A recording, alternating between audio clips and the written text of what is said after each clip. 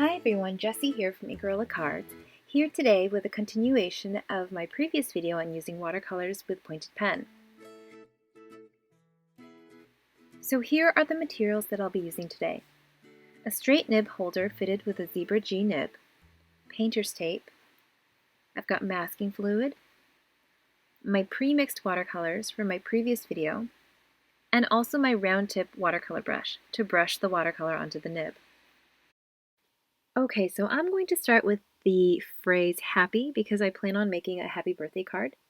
And I'm going to go ahead and write that with masking fluid, making sure that I fill in all the parts of the word and that there aren't any gaps in my writing with the masking fluid.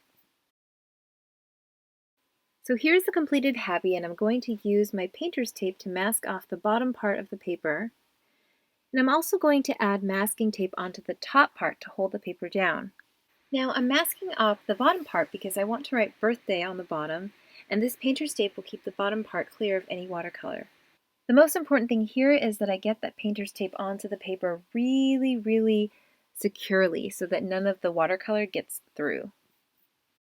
Now I'm adding my watercolors in a gradient from pink to yellow, making sure that I get into all the little gaps from my masking fluid.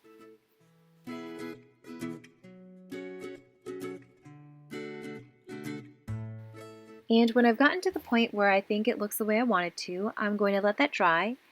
And I'm going to peel the painter's tape off, and you can see those clean lines where none of the watercolor seeped through.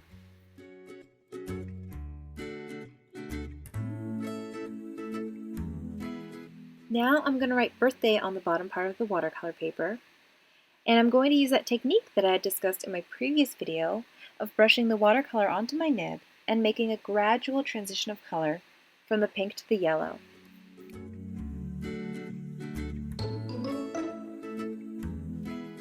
Now here I messed up a little bit, and I'm going to show you what you can do when you're writing with watercolor and it pulls up like this into an unwanted blob.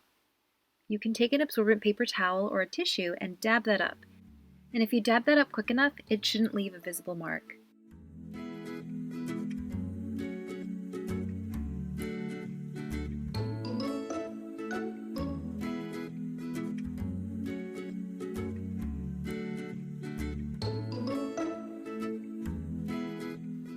So here I'm finishing up the rest of my lettering and adding a little heart at the end of my sentiment.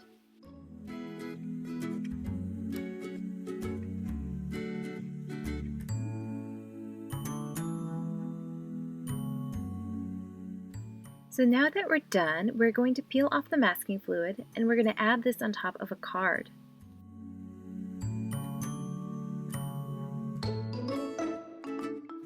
So here's the completed look.